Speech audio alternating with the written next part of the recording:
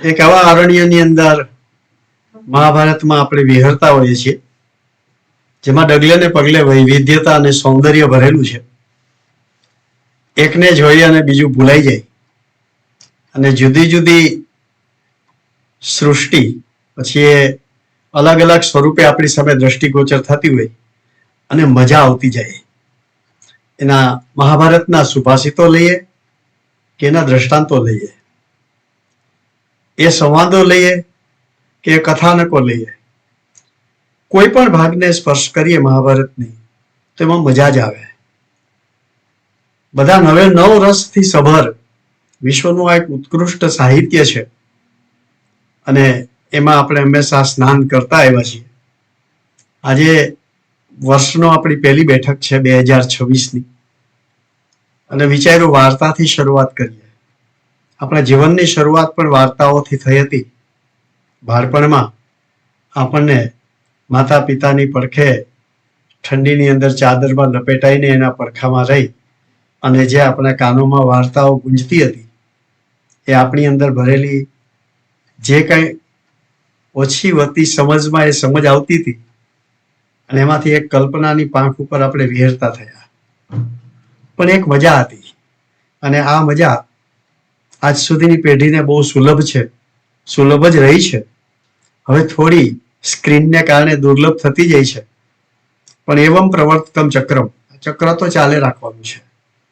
પણ જગતની અંદર વાર્તા તત્વ એ ચિરંજીવ છે, એ અમૃતત્વ પામેલું સાહિત્ય છે. વાર્તાના મહાસાગરને ઘૂઘવવાની અને એમાંથી રત્નો મેળવવાની જો કોઈ હાથવગી કલા કોઈ સંપન્ન કરી હોય તો એ આ દેશ છે. વાર્તા તત્વનો એક તાંતણો આપણી સામે વાસ્તવિકતાની સાથે સંકળાયેલો હોય, અને બીજો છેડો ક્યાંક કલ્પનાની અંદર ઉડતો હોય. આ બે વચ્ચેની આપણી યાત્રા બહુ સુખદ હોય, ખૂબ રોચક હોય, એક આનંદ સભર યાત્રા બનતી હોય. એટલે વાર્તા આપણને હંમેશા ગમે, કોઈ પણ ને ગમે. પછી એનું વિષય વસ્તુ ભલે બદલતી રહેતી હોય, પણ સ્મૃતિ અને કલ્પના આ બેથી ભરેલું મન છે, અને એ બેની વચ્ચે જ આપણે મોટે ભાગે વિહરતા હોઈએ છીએ. એટલે એમાં જે વિહરવાની અને ફરવાની ને ઉડવાની જે કોઈ આપણને સવલત પૂરી પાડે એ વસ્તુ આપણને ગમે. કાંઈ ના હોય તો એ બે હાથવગી વસ્તુ એવી છે કે દિવસભર આપણે એમાંથી આનંદ પ્રાપ્ત કરતા રહીએ છીએ. ભલે કોઈને શેખ ચલીના વિચારો કે ડે ડ્રીમિંગ કે બ્રુડિંગ કે આપણી એનર્જી પણ એ લઈ જાય છે એટેન્શનની, પણ એમાં મજા આવે છે. જ્યારે વાર્તા એક એવી વસ્તુ છે કે જે આપણા જેલી જેવા જે મન છે, બાળ સહજ મન છે, બાળમાં મનની અંદર કોઈક નિશ્ચિત આકારો એને આપતું જાય છે. એટલે વાર્તા એ માનવજાતની બહુ મોટી શોધ છે, અને એ શોધમાં સૌથી વધારે જો કોઈ કન્ટ્રીબ્યુશન કર્યું તો આપણા દેશે કર્યું છે. એટલે આજે કેટલીક પ્રાસ્તાવિક વાર્તા અંગેની થોડીક વાત કરી, અને પછી મહાભારતની વાર્તાઓ જેટલી થશે એટલી કરશું. થોડુંક એવું અપેક્ષિત ખરું કે ક્યાંક ક્યાંક તમે ટાપસી પૂરતા રહેશો, તો આપણી તો આ સંવાદની પદ્ધતિ છે, આપણે ક્યાં લેક્ચર આપવું છે. એટલે ત્યાં હું વિરામ પામી અને થોડું ઇન્ટરેક્શન્સ પણ કરીશું. વાર્તાનો બહુ મોટો ખજાનો આપણી સંસ્કૃતિ પાસે છે. ઋગ્વેદના પ્રગલ્ભ અને એવા મહાન વિચારોને સુપેરે માનવ બુદ્ધિની અંદર આરોપણ કરવાની, એની વૃદ્ધિ કરવાનું, એને વિકાસગામી બનાવવાની જે પદ્ધતિ સ્ટોરી ટેલિંગમાં છે, અને એ અંગેની જેટલું મંથન, મથામણ અને ચિંતન આ દેશમાં થયું છે એવું ક્યાંય નથી થયું. થોડુંક હમણાં વાંચતો તો વાર્તા વિશેનું. નાનપણથી આપણને એક વાત હંમેશા કે વાર્તા રે વાર્તા, ભાભોઢોર ચારતા, ચપટી બોર લાવતા, છોકરાઓને સમજાવતા. એક છોકરો રીસાણો, કોઠી આડો ભીસાણો, કોઠી પડી આડી, છોકરે રાડ પાડી, હર માડી. આ 9 સ્ટાન્ઝાની અંદર આપણી આખી વાર્તા રે વાર્તા પૂરી થતી હોય છે. નાનપણથી આપણે આ સાંભળી છે. વાસ્તવમાં થોડું વિચાર કરતો હતો ત્યારે એ થયું કે આ વાતની અંદર વાર્તા તત્વનું સૂક્ષ્મ સ્વરૂપ અને વાર્તાનું કમ્પોઝિશન શું રહી શકે એની પણ વાત આવી ગઈ છે. એટલે વાર્તા રે વાર્તા ભાભા ઢોર ચારતા. ભાભો છે એટલે જૂનું મન થઈ ગયું હોય, વૃદ્ધ થઈ ગયું હોય, ગલઢું મન થઈ ગયું હોય, તો પણ એ હજી ચરાવે છે, વિહરાવે છે. એટલે આ ભાભો ઢોર ચારતા એટલે એ મોટી ઉંમર સુધી પણ પોતાની કર્મ પ્રત્યેની જે લગન છે અને એમાંથી આનંદ પ્રાપ્ત કરવાની જે વૃત્તિ છે, એ આપણું આ મન એ ચરે છે, વિહરે છે. અને એ ચરવામાં ભાભો ઢોર ચારતા પછી છોકરાઓને સમજાવતા, નવા નવા વિચારોને નવી નવી પેઢીના જે આપણી અંદર વિચારો આવે છે, જે કલ્પનામાંથી સૂઝતી નવું કંઈક સર્જન પણ આવે છે, એને સમજાવવાનું, એને ઉગાડવાનું, એને ફોસલાવવાનું કામ પણ આ ભાભો કરતો આવ્યો છે. ચપટી બોર લાવતા. મને આ વિષય બહુ ગમી ગયો કે આ બોર કેમ ચપટીમાં આવે. ચપટી is the smallest volumetric measurement. ચપટી એટલે એ બે હાથથી ચપટી ચોખા લાવ્યા આપણે વાત છે ને, ચપટીમાં આવે કેટલા દાણા? બહુ થોડા. એટલે જૂના કાળનું જે સ્મોલેસ્ટ નાનામાં નાનું જે વોલ્યુમેટ્રિક મેઝરમેન્ટ છે, જે કદ માપક માપન છે, એ ચપટી હતું. ચપટીથી શરૂઆત થાય. ચપટીથી પછી અંજલી આવે, અંજલીથી મુઠ્ઠી આવે, મુઠ્ઠીથી ખોબો આવે. આ બધા મેઝરમેન્ટ આગળ જતા જાય. એટલે કોઈ પણ ડિવાઇસ વિનાનું આ નાનામાં નાનું મેઝરમેન્ટ છે. અને એ ચપટી છે એ નાનામાં નાનું છે, એ સ્પેસનું મેઝરમેન્ટ છે, એમ કાળનું પણ મેઝરમેન્ટ છે. આપણે નથી કહેતા ચપટી વગાડીને કામ કરી બતાવ્યું. એટલે ચપટી વગાડતા જેટલો સમય લાગે એટલા સમયની અંદર એ કામ થઈ ગયું. એટલે ચપટી એ જથાત્મક છે અને કાલાત્મક પણ છે. એ સમયની બાબતમાં અને જથ્થાની બાબતમાં આપણું સ્મોલેસ્ટ યુનિટ છે. અને એટલાની અંદર ચપટી બોર લાવતા, એટલા બોરની અંદર લાવવાના છે અને પાછા છોકરાઓને સમજાવવાના છે. આવા દુષ્કર કાર્યો પેરેન્ટિંગમાં કરવામાં આવે છે. એની વાત પણ આ વાર્તા રે વાર્તામાં થઈ જાય છે. ચપટી બોર લાવતા, છોકરાઓને સમજાવતા. પણ એક છોકરો રીસાણો. પહેલાના કાળમાં સંયુક્ત કુટુંબ પ્રથાની અંદર છોકરો રીસાય, પાછો ડાયો થાય, મનામણા ચાલે, આ બધું બહુ સાહજિક હતું. ઘણી વખત તો કયો છોકરો ક્યારે રીસાણો ક્યારે પાછો લાઈનમાં આવી જતો એ ખબર ન પડતી. એકબીજાની ઓથે અને એકબીજાની ઓથારે જેમ વૃક્ષને લતાઓના ઓથારે ચડતી, એમ સંયુક્ત કુટુંબમાં બાળક મોટું થઈ જતું, ખબર ન પડતી. અને એને જે કંઈ પ્રાપ્ત કરવાનું છે એ કુટુંબમાંથી, એ વડીલોમાંથી, એ સમાજમાંથી, એ આજુબાજુમાંથી ગ્રહણ કરી લેતો. અને એ ગ્રહણ કરવાનું કામ વાર્તા તત્વ દ્વારા આપવામાં આવતું. એટલે એક છોકરો રીસાણો. આ રીસાવાની પ્રક્રિયા બહુ મહત્વની છે અને માનવ જાત જેટલી જ મને લાગે છે એ પ્રાચીન છે. આપણે ત્યાં રૂકમાણી સત્યભામાં એ રીસાય છે અને પછી કૃષ્ણ એને મનાવે છે, એ વાતનું ઘણું બધું કથાનક ચાલતું હોય છે. મને મજા આવી વાતની જાણીને આનંદ થયો કે રીસાવું એ પણ એક આપણી રિચ્યુઅલ્સ, કર્મકાંડનો અને આપણા તહેવારોનો અને આપણા પ્રસંગનો એક ભાગ છે. વિવાહની અંદર વેવાણ રીસાય છે.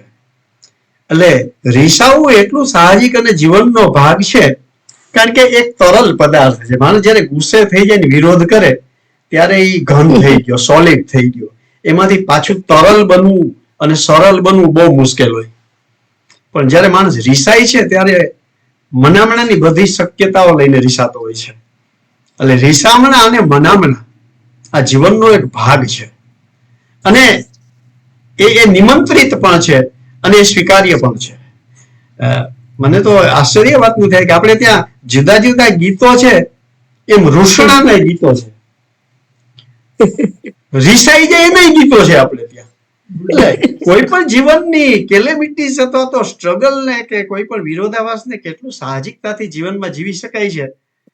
એટલે એક છોકરો રીસાય એમાં આપણને નવું નથી લાગતું, કારણ કે આ ઘણી આખી પેઢીઓ રીસાઈ જાય છે.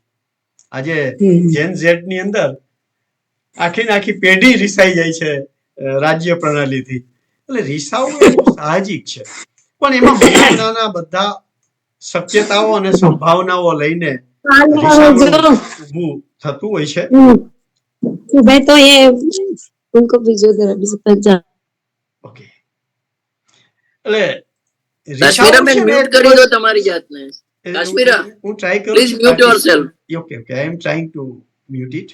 ઓકે, એટલે રિસામણા અને મનામણા એ જીવનનો એક રસ આપતી ઘટનાઓ છે અને એમાં બહુ મજા આવે છે. રિસાયેલી વ્યક્તિને હંમેશા મનમાં હોય છે કે મને કોક મનાવશે અને એની એવી અભિલાષા પણ હોય છે કોઈક મને મનાવે. ઘણી વખત એક નાનકડું મનામણું બહુ મોટા ડુંગર જેવા રિસામણાને પાછળ ઢલી દીધું હોય છે. એટલે રિસાવું એ સાહજિક પ્રક્રિયા છે. એટલે એક છોકરો રિસાણો, હવે રિસાઈને જાય ક્યાં? ઘર તો આપણે ત્યાં છે ને ડ્રોઈંગ રૂમને રહેણાંક ઘર એવું નામ આપવામાં આવ્યું છે, અથવા તો ટૂંકમાં ગામડામાં એને રેણ ઘર કહે.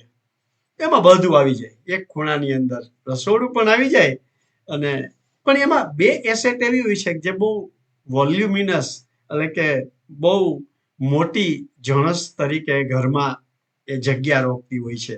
એમાં એક હોય છે કોઠી અને એક હોય છે ડામચીઓ.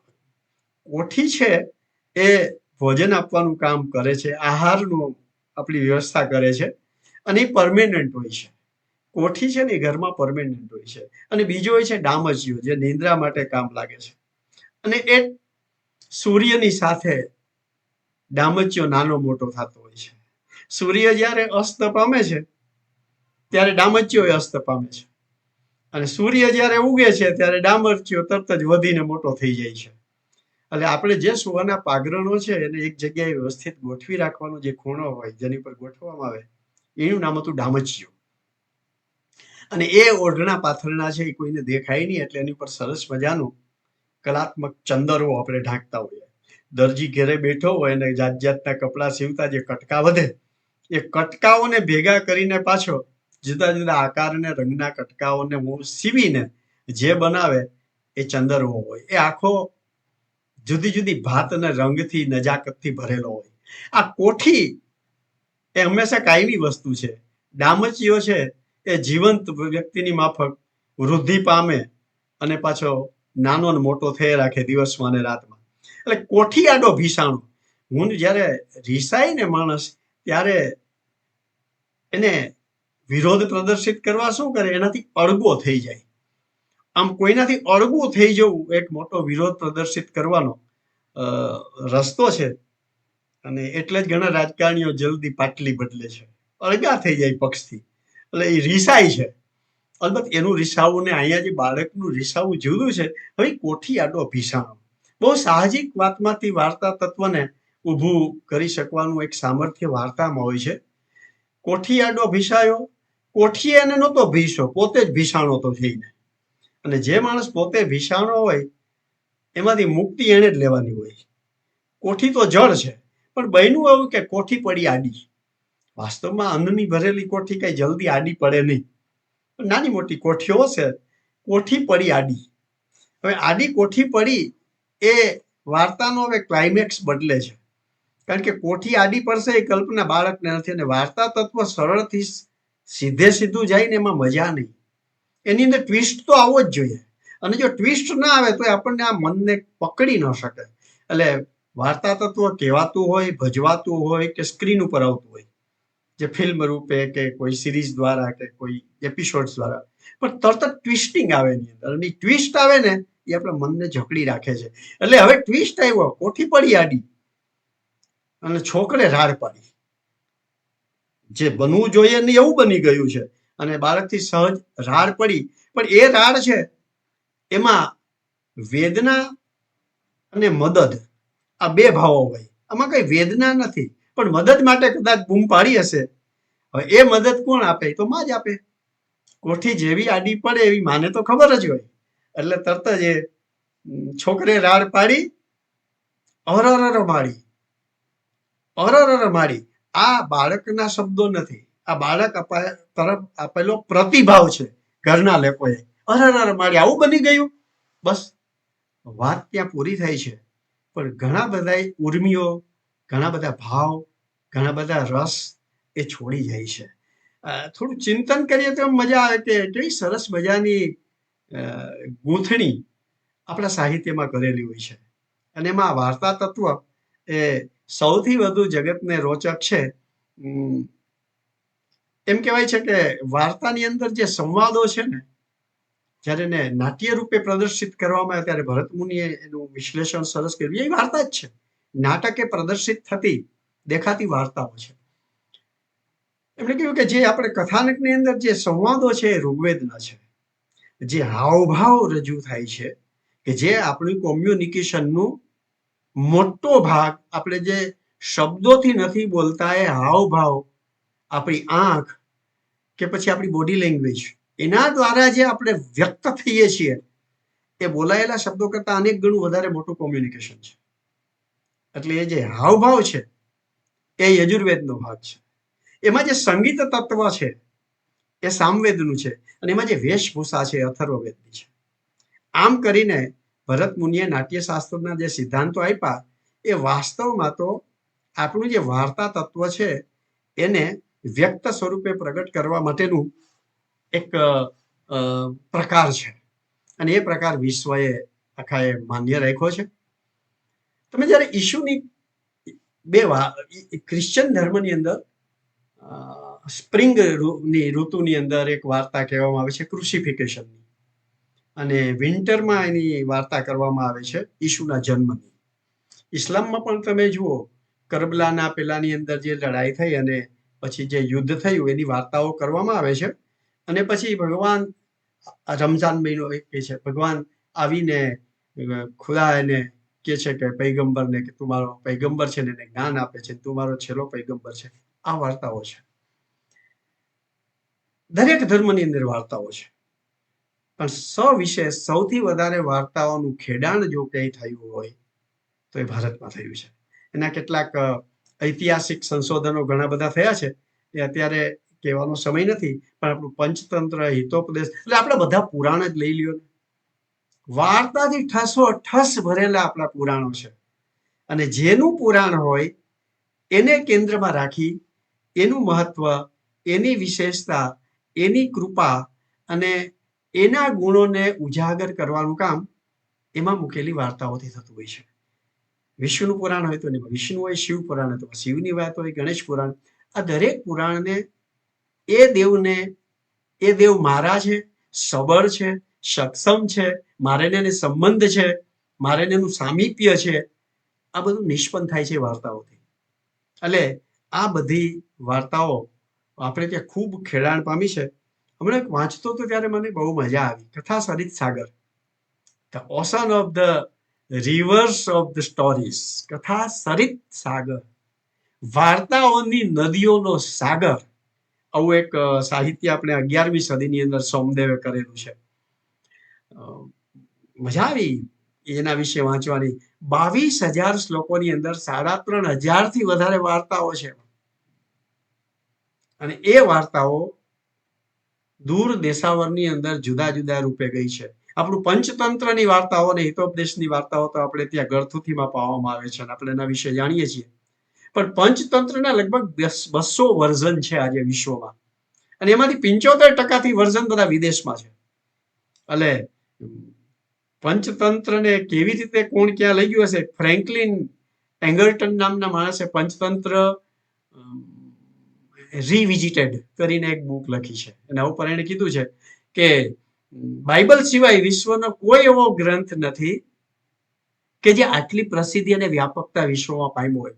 પછી જ એને એક લાઈન લખી છે, એ વધારે મહત્વની છે. એને કીધું કે આ હું જ્યારે કહી રહી છું ત્યારે મને એમ લાગે છે કે અતિશયોક્તિ છે બાઇબલની. હું એમ માનું છું કે કદાચ પંચતંત્ર એના કરતા પણ વધારે વ્યાપક પામેલું છે. અને આ પંચતંત્રની વાર્તાઓ વિશ્વના દરેકે દરેક દેશમાં કોઈને કોઈ સ્વરૂપે વ્યાપ્ત છે. તમે યુરોપની લોક કથાઓ લો કે અન્ય કોઈ પ્રજાની વાર્તાઓને લઈશું તો એમાં પંચતંત્ર અને હિતોપદેશની વાત. આપણા સાહિત્યમાં, ઇવન મહાભારતમાં પણ ઘણી એવી વાર્તાઓ છે કે જેનું રિફ્લેક્શન તમને આની અંદર પણ જોવા મળે છે. એટલે અરેબિયન નાઇટ્સ, પહેલું આ પંચતંત્રની વાર્તાઓનું ટ્રાન્સલેશન પર્શિયન ભાષામાં 6ઠી સદીમાં થયું. અને એ વખતે એના જે રાજા હતા ખુશરો, એણે એના બહુ મોટા વિદ્વાનને બુરઝાને એમ કહ્યું કે ભારતમાંથી આ બધી વાર્તાઓ આવે છે, તો જાઓ હજી એ વાર્તાઓ તમે મેળવો. એમાં એક વાર્તા હતી, મૃત માણસ જડીબુટીઓ પીવડાવો એટલે જીવિત થઈ જાય. અને આ જે રાજા હતો અનુશીરવાન, ખુશરો અનુશીરવાન, એને એના આ જે વિદ્વાન હતા બુરઝા, એને ભારતમાં ઘણી વખત આવેલો છે. અને પછી એ જ્યારે હિમાલયની કંદરાઓમાં જડીબુટી શોધવા જાય છે, પણ એને સફળ થતો નથી. ત્યારે આપણા કેટલાક સંતો અને વિદ્વાન લોકો એને મળે છે. ત્યારે એ કહે છે કે મારે આ જડીબુટી જોઈએ છે. ત્યારે એ એમને સમજાવે છે કે આ બધી સંજ્ઞાઓ છે. આ પર્વતો છે ને, કે એ પર્વતો ડાયા માણસો છે કે જે પોતાની ઉત્તંગ મસ્તક ઊભું રાખી અને પોતાની કરોડરજ્જુ ઉપર ઊભા રહી અને આ સમગ્ર વિશ્વને જોતા રહેલા છે અને માર્ગદર્શિત કરતા રહેલા છે. અને એની ઉપરના જે આ જડીબુટીઓ છે ને, એ પુસ્તકો છે. એ પુસ્તકો જો તમે લઈ જશો તો અજ્ઞાન રૂપી જે મૃત જીવન છે એ પાછું જીવન થઈ જશે. સાહેબ ખુશ થઈ ગયો બુરઝા, અને એ ત્યાં જઈ અને એના કિંગ ખુસરોને કહે છે કે હું ઊંટોના ઊંટો ભરીને પુસ્તકો લાવ્યો છું. આ તાકાત આપણી વાર્તાઓમાં હતી. પછી તો અરેબિક ભાષામાં પણ 7મી સદીમાં એની અંદર ભાષાંતર કરવામાં આવ્યું અને જુદી જુદી વાર્તાઓ આવી. વાર્તા તત્વમાં બે વસ્તુ બહુ મહત્વની છે, એક રસ અને એક ભાવ. તમે ગ્રીક સાહિત્યમાં જોયો તો કાં ટ્રેજેડી હોય ને કાં કોમેડી હોય. આપણે ત્યાં કોઈ પણ સાહિત્યિક રચના ઇન્ક્લુડિંગ વાર્તા 9 રસ ભેગા હોય અને એ વાર્તા તત્વ જુદા જુદા રૂપે આપણને સતત માર્ગદર્શિત કરતું રહેલું હોય. વાલ્મીકીએ ક્રોંચ પક્ષીને જોયું અને જે કારુણ્ય ભાવ જાગ્યો ને સાપ આપ્યો. એક પીડિત છે અને એક પીડા આપનાર છે. રામાયણના કથાનકની અંદર પાછું એ રિપીટ જ થાય છે. કોઈક પીડિત છે, કોઈક પીડા આપે છે. વાલી અને રાવણનો વધ થાય છે. રામ એમને મારે છે, પણ એ જ રામ કઈ એના વચનોને કારણે અને રાવણ દ્વારા થયેલા સીતાહરણ દ્વારા એટલા જ પીડિત થાય છે. કથાનકનો પ્લોટ બદલાય છે, પાત્રો બદલાય છે, પણ એ વાર્તાનું રિપીટેશન થાય છે. એટલે નાટકની અંદર આ 9 રસ નિષ્પન્ન થતા હોય છે. અને જે કરે છે એને આપણે પાત્રો કહીએ છીએ. પાત્રો એટલે વાસણ પણ થાય, યુટેન્સિલ ઘરમાં જે કરીએ વાસણ.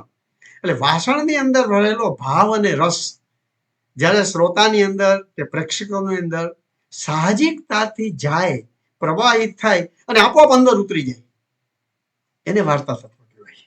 અને આ વાર્તા તત્વ આપણા જુદા જુદા ઘણા બધા લોક સાહિત્ય, લોક નૃત્યો, લોકગીતો, લોક વાર્તાઓ દ્વારા હંમેશા મઠારાતું રહ્યું છે. એવી વાર્તાઓની વાતો ઘણી બધી છે, પણ આજે જે મારે વાત કરવાની છે એ મહાભારતની કેટલીક વાર્તાઓની આપણે શરૂઆત કરી છે. એમાં ગઈ વખતે આપણે 3 માછલીની વાત કરેલી. આજે એક બીજી વાર્તા લઉં છું અને એ છે આદિ પર્વમાં. આજે 18 પર્વો છે ને, એ વાસ્તવમાં 100 પર્વ હતા પહેલા, જેને આજે આપણે ઉપપર્વ કહીએ છીએ. પછી એ ઉપપર્વોની અંદર પાછું એને 18 પર્વોમાં રૂપાંતરિત કર્યા. એટલે દરેક પર્વની અંદર જુદી જુદી સંખ્યામાં ઉપપર્વો છે.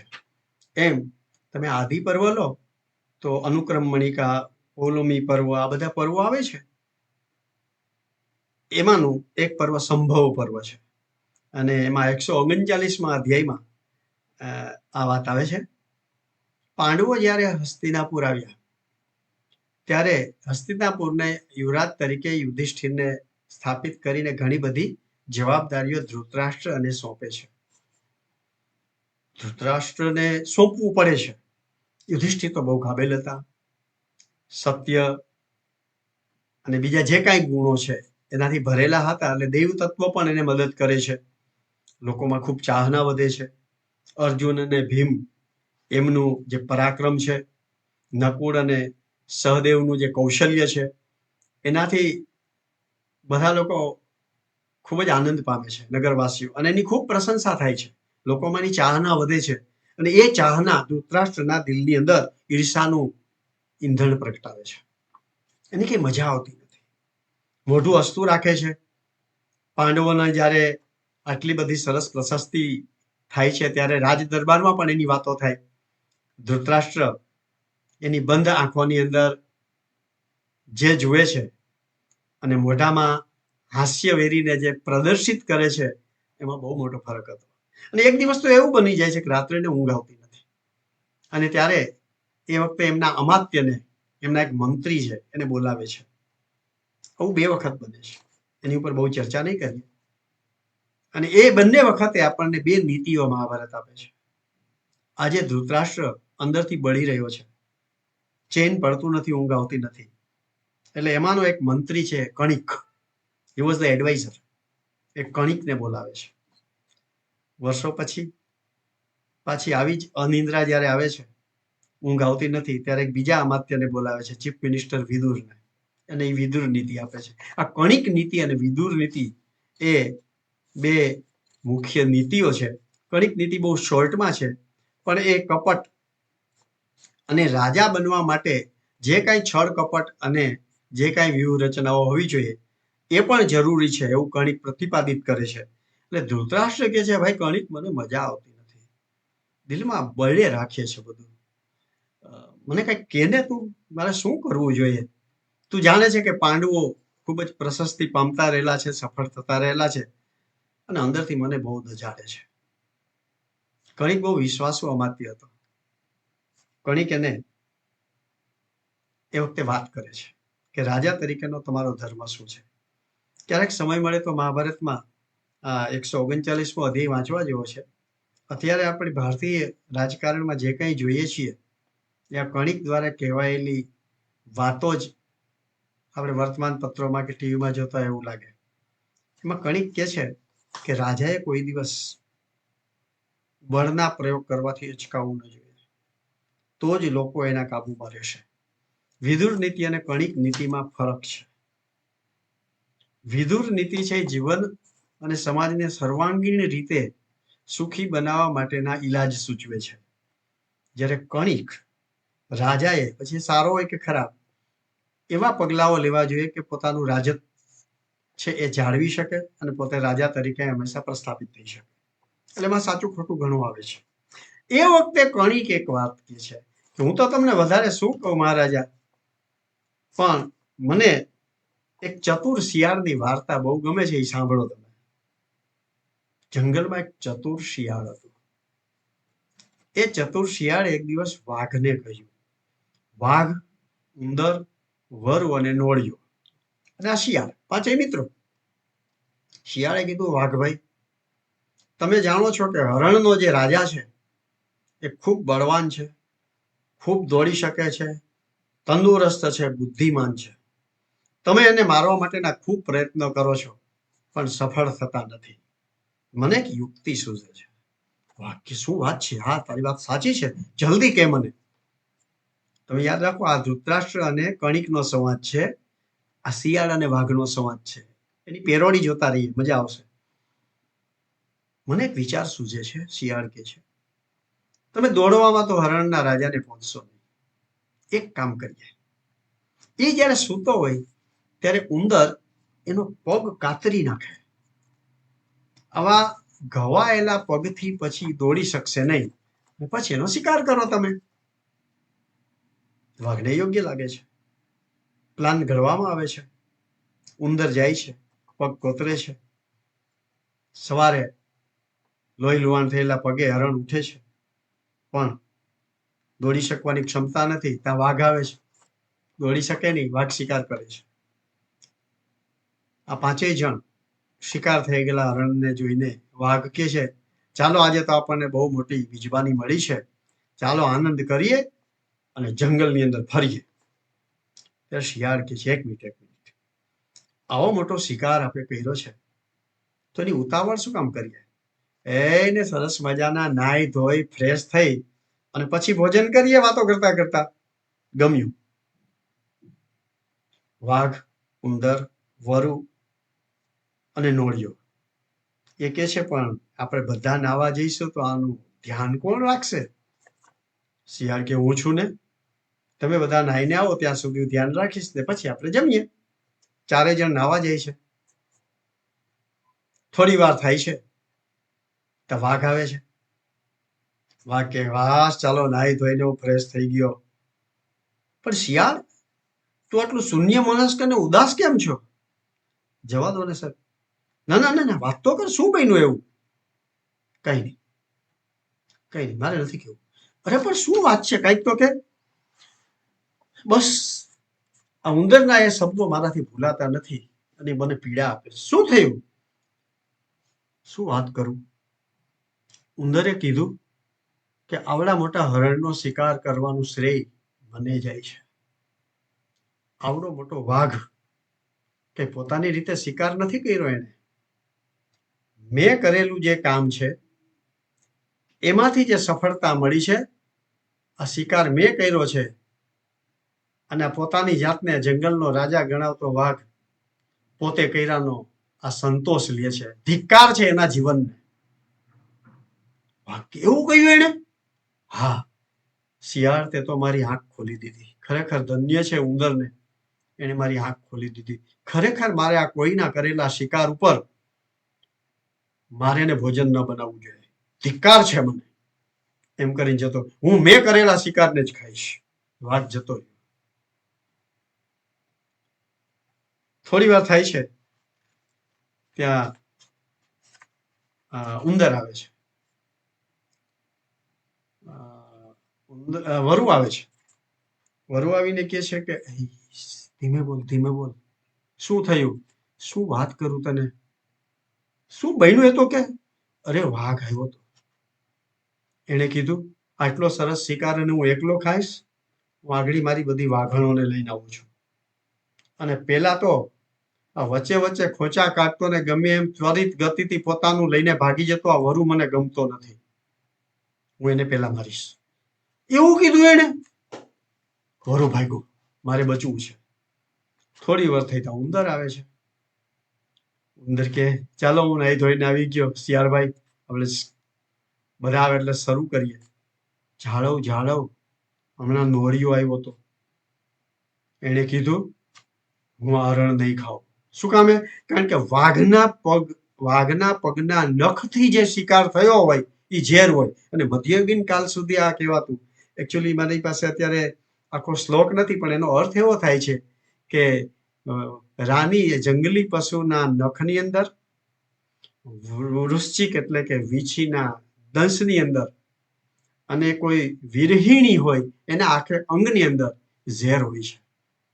એટલે આ નખ લાગી ગયા છે વાઘના પંજાના, આ તો ઝેર છે. હું આ નહીં ખાઉં. હું તો સરસ મજાનો ઉંદર આવે એની રાહ જોઉં છું. બસ આજ તો ઉંદરને મારીને પેટ ભરવું છે.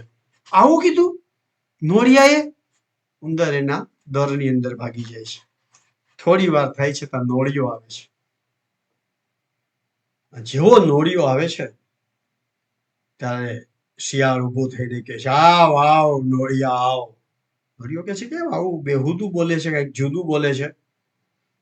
ત્યારે શિયાળ કે છે આ હરણનો શિકાર કરવાની યોજના ઘડનાર હું. એ સમગ્ર શિકાર એ મારો ગણાય. પણ આ વાત વાઘે માની નહીં. મારે એની સાથે યુદ્ધ કરવું પડ્યું અને હારીને ભાગી ગયો. ત્યાર પછી ઉંદર આવ્યો અને ત્યાર પછી વરુ આવ્યું. આ બધાને પરાસ્ત કરીને હું તારી જ રાહ જોતો હતો કે નોળિયો આવે. બીજાને તો મેં જવા દીધા, પણ તને જવા દઈશ નહીં. તને મારીને ખાઈ જઈશ અને પછી આ હરણને હું મારીશ. આમ કરી અને શિયાળ 2 ડગલા આગળ વધે છે, નોળિયો ભાગી જાય છે. આમ પોતાની બુદ્ધિથી જુદા જુદાને મહાત કરી અને એની ઉપર નિયંત્રણ અને કાબુ રાખવાની જે નીતિ છે એ બુદ્ધિમાન અને શઠ માણસોની નીતિ છે. ધૃતરાષ્ટ્ર એની સામે હસે છે. સમજી ગયો. અને પછી જે કાંઈ ધૃતરાષ્ટ્ર પગલા લે છે આ કણિક નીતિનું પરિણામ છે. હા મને મળી ગયું. નાહર કે નખમે બસે, દાંતે બસે ભુજંગ, બિચ્છી કે પૂછી બસે, બિરહીન કે સબ અંગ. એટલે આટલામાં ઝેર હોય છે એ મને મળી ગયું. એટલે ધૃતરાષ્ટ્ર કહે છે કે હવે હું સમજી ગયો મારે શું કરવાનું છે. ત્યારે કણિક કહે છે કે રાજાએ ડરપોકને ડર બતાવીને કામ કરવું જોઈએ વીરને એટલે કે પોતાથી વધારે જે બળવાન છે એને હાથ જોડીને અથવા તો ખુશામત કરીને એને પોતીકો કરી લેવો જોઈએ. લોભીને પૈસા આપીને અને પોતાનો સમોવડીયો અથવા તો પોતાથી નાનો હોય એને યુદ્ધ દ્વારા કે બળપૂર્વક જીતીને પોતાનું શક્તિ અને સામર્થ્ય પ્રસ્થાપિત કરવું જોઈએ. આ મહાભારતનો સાર છે. આ કણિક નીતિનો સાર છે. મહાભારતનો સાર નથી આ. અને કણિક નીતિ બહુ નાની છે. એ રાજાના કેન્દ્રમાં રાખીને એને કળ અને બળના કરવાના પ્રયોગોની ગાઈડલાઈન આપે છે. આ વાર્તા અહીંયા પૂરી થાય છે અને ત્યાર પછી કણિક જતો રહે છે. ત્યાર બાદના જે કાંઈ સ્ટેપ ધૃતરાષ્ટ્ર લે છે એ મહાભારતમાં બહુ સુપેરે એ દર્શાવેલા છે. અહીંયા મહાભારતની આ 139 આદિ પર્વના 139મા અધ્યાયની આ વાર્તા મેં તમને સંભળાવી છે. ઘણો બધો સમય થઈ ગયો છે એટલે બીજી વાર્તા લેવાનો સમય નથી.